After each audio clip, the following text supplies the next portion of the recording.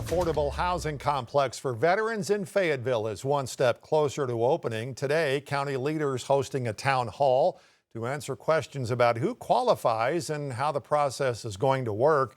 5 News reporter Lauren Spencer joins us now in the studio with where this project stands. Lauren? Yeah, Darren, Patriot Park will bring 61 units of affordable housing to Washington County. Leaders say it will be the largest subsidized housing development for veterans in the whole country. With completion just months away, today's meeting gave veterans a chance to learn what to expect.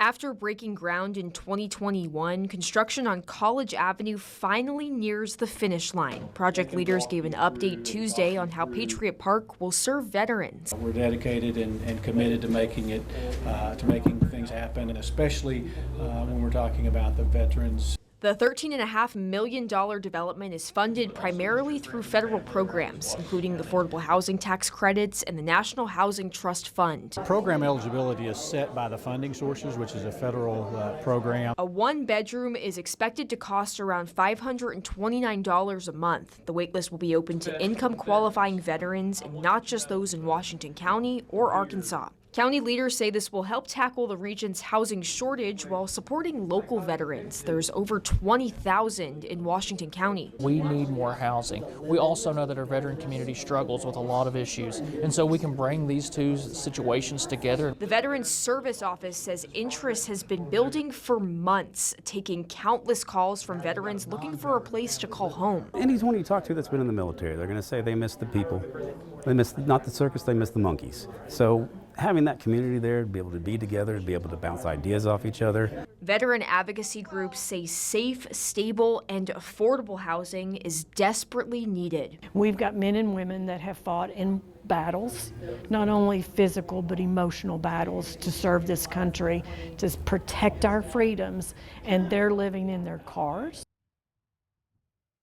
The hope is to get the wait list for open applicants in the next few weeks as they finish working out the final details with the VA and County Veteran Service offices, with the target opening date in late April. Lauren Spencer, 5 News. Okay. All right, Lauren, thanks. New tonight, Oklahoma Highway Patrol says part of Highway 64 in Sequoyah County is back open after being shut down after reports of an armed man. OHP says one officer was responding to a domestic incident at a residence where they say a man was inside with a firearm. OHP says one person was detained and the highway was back open after about a half hour.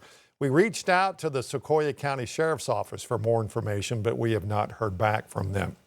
Fort Smith City directors tonight approve an ordinance that deals with transparency. It all has to do with how money was spent on the Parrot Island Water Park expansion.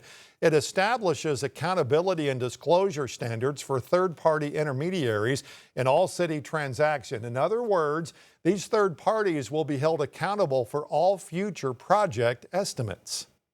City directors have an obligation to the citizens of the city, not to third-party vendors or buddies where backroom deals are made with. If members of the board have an ounce of integrity, they will approve this ordinance. And if not, then that speaks a volume about where their duty lies. I believe the ounce of weight that hopefully some of you will gain after continuing to not own up to how to be responsible, hopefully you will gain that tonight and you will pass that. Why would we not have a checks and balance system? Why would we not have a way of auditing our third-party contractors? The taxpayers clearly need additional safeguards against wasteful spending and corruption. Directors also approved spending $150,000 to restart the spay and neuter voucher program. That program offers qualifying pet owners $100 to have their pets spayed or neutered. Meanwhile, the city of Fayetteville voting to rename an annex building after the longest-serving mayor in city history. Building off Rock Street will now be called the Lionel Jordan Municipal Annex, named after the former mayor who served in his position for 15 years. City Council also voted to table the discussion about the residential sewer damage claim that we've been telling you about. City incorrectly located a sewer main that eventually led to $130,000 in damages for a single homeowner. You You can catch up on it on our website at 5newsonline.com. Convicted murderer and former police chief Grant Hardin sentenced for escaping from the prison near Calico Rock in North Arkansas.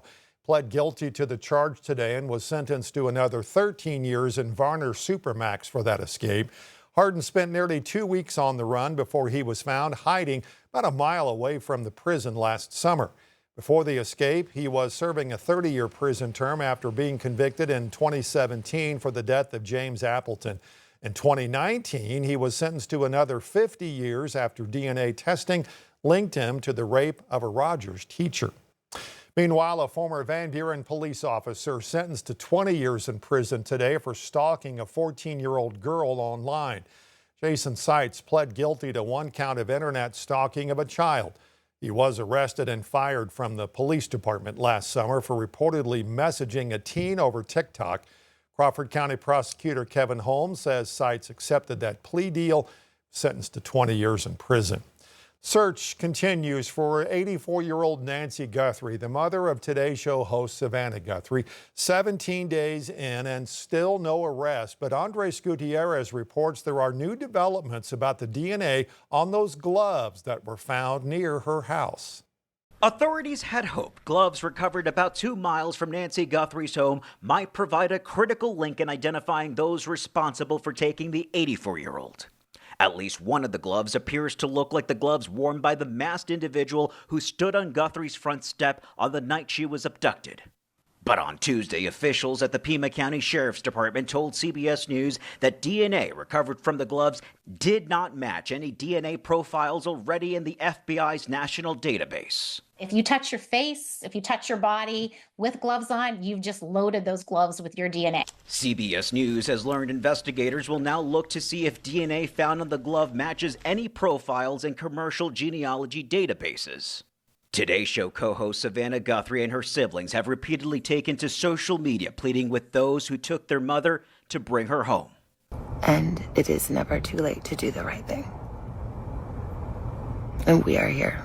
All they want to do is find her. How much harder does that likelihood get the further away we get from February 1st when she disappeared? It's probably exponentially harder by the day. Authorities say their most promising lead is that backpack the suspect is seen wearing in that doorbell security video. The FBI says the Ozark Trail backpack is sold exclusively at Walmart. The Sheriff's Department is working with Walmart to try and identify the individual who purchased the backpack. Sources also tell CBS News that the FBI is looking at gun purchases in the Tucson area. Andres Gutierrez, CBS News, Tucson, Arizona. Back here at home, early voting began statewide for next month's elections. Today, voters in Greenwood will decide on renewing a 0.75% sales tax. City says the revenue from it is crucial in funding Greenwood's parks, streets, and fire departments. In fact, the mayor says it means $1.5 million in funding for each department. If passed, the tax renewal will last for 10 years. The sales tax is allocated equally between the fire department, the street department, and the parks department. And it is all 3 of those departments' primary source of income. It's what we've bought all of our fire equipment with over the last 20 years, what we've done most of our parks improvements. It's how we pave our roads and build our sidewalks. You can see the list of projects the city says the tax has funded and will fund in the future on the official Greenwood government website. There are several big county races that the city of Greenwood and the rest of Sebastian County will be deciding come next month. Let's take a look at some of the major races. First, top county position is on the ballot. County Judge Steve Holtz is up for re-election. He's been serving since 2022. He is being challenged by Republican Ken Blevins, a former Sebastian County Circuit Clerk. Next up, County Sheriff. 2 Republican candidates are looking to replace Hobie Runyon, who is not running for re-election.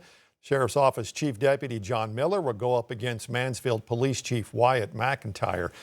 And finally, County Treasurer. Laura Rice is the incumbent. She is being challenged by Republican Tammy Brown. You can read more about each candidate's campaign positions on our website at 5newsonline.com. You can also find a guide of the key races on each county's ballot.